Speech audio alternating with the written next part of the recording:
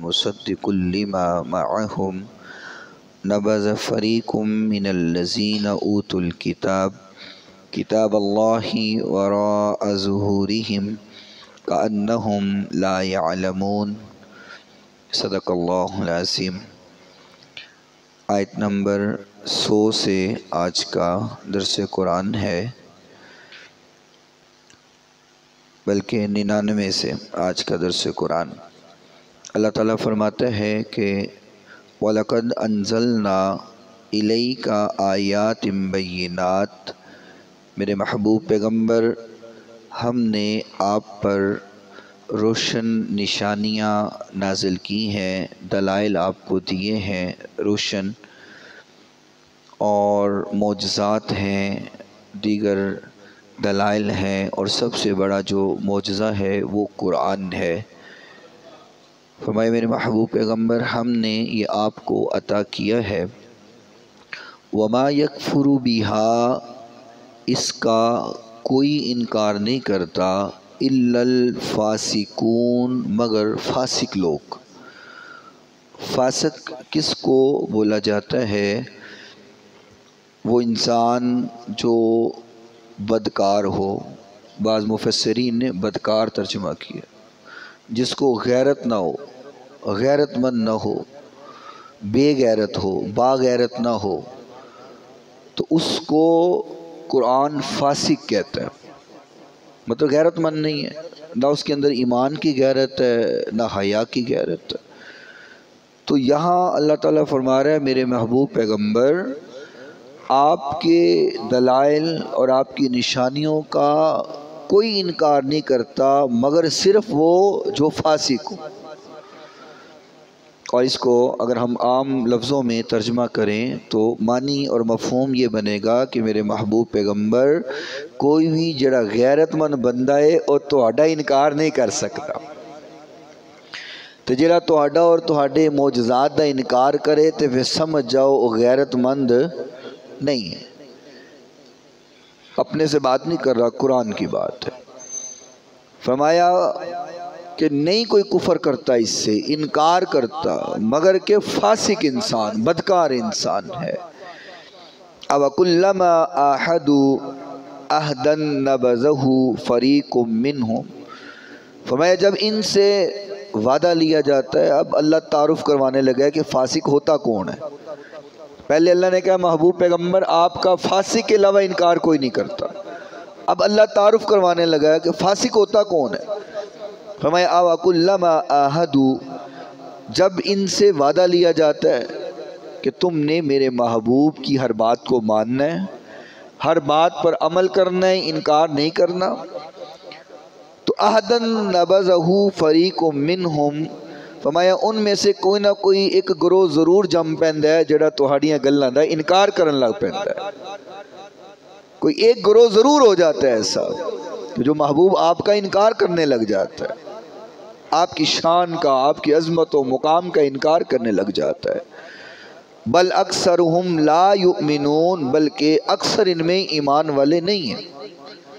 یعنی کہ اللہ نے یہاں پہ دو باتیں کی ہیں، جو حضور کی ذات کو نہ پہچانے اور حضور کے کمالات کو اور معجزات کو نہ مانے، اللہ نے پہلے اس کو فاسق کہا ہے، بد کردار، اور دوسری آیت میں اللہ نے فرمایا بل اکثرہم لا یؤمنون، ان میں اکثر ہے ہی بے ایمان نہیں، ایمان والے نہیں۔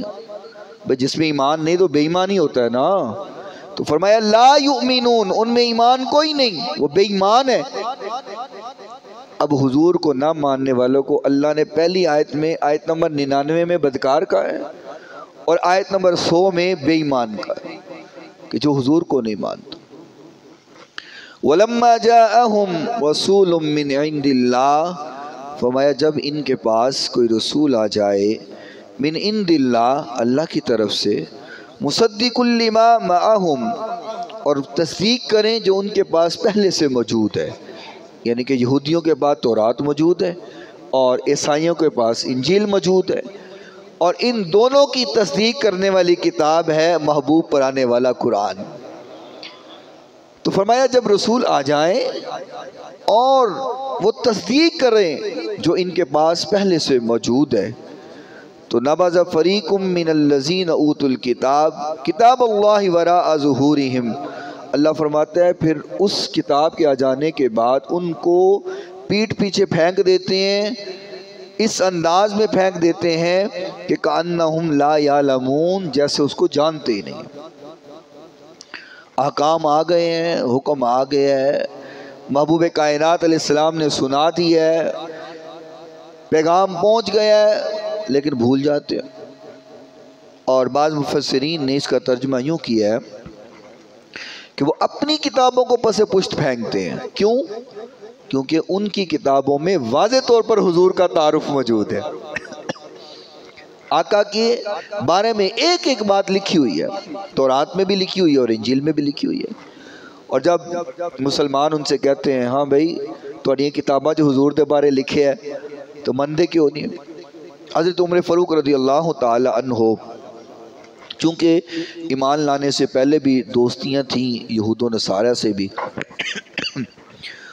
ایمان لانے کے بعد جب یہودی پادری اپنے یہودیوں کو بیٹھ کر تورات سنا رہے ہوتے، سکھا رہے ہوتے، تو سیدنا عمر فاروق رضی اللہ تعالی عنہ بھی وہاں چلے جاتے اور جا کر کے موازنہ کر رہے ہوتے کہ کیسے قرآن میں تورات کی تصدیق ہو رہی ہے، کیسے تورات میں مصطفیٰ کی تصدیق ہو رہی ہے۔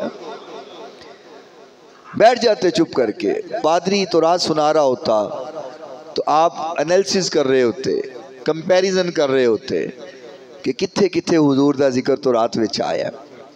اور بعد میں حضرت عمر پوچھتے یار سچی گل دسو، تانوں رب دی قسم، تانوں حق والے رب دی قسم ہے، تہاڈیاں کتاباں جدوں دسدیاں نے حضور دے بارے تے تسی مندے کیوں نہیں؟ تانوں یقین نہیں کہ آقا سچے رسول نے، سچے نبی نے؟ تو وہ ڈرتے ہوئے بولتے ہی نہیں، کان ہوندی ہے نا، کانے نو کھڑک جاندی، بولتے نہیں۔ ایک مرتبہ اسی طرح حضرت عمر فاروق نے سوال کیا کہ یار تانوں رب دی قسم ہے، تانوں حق والے سچے رب دی قسم ہے، کیا تہاڈیاں کتاباں اندر جو لکھیا ہے وہ ساڈے نبی اندر صفات موجود نہیں؟ تو وہ سارے چپ ہو گئے۔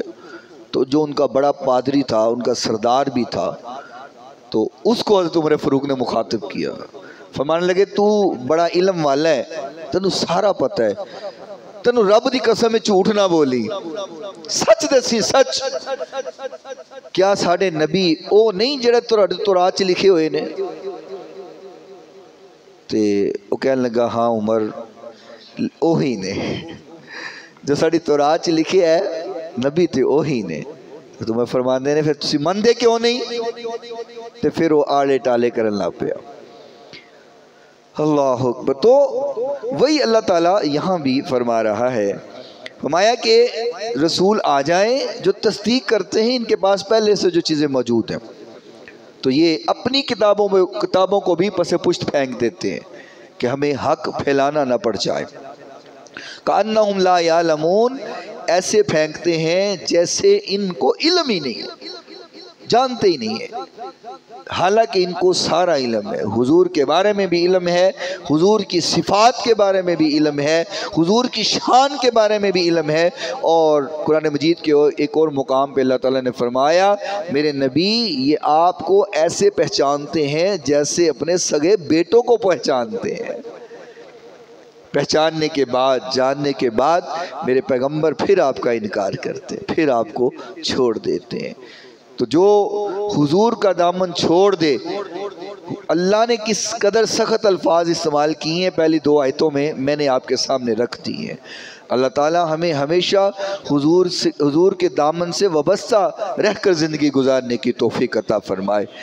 قرۃ عینی بک یا رسول اللہ۔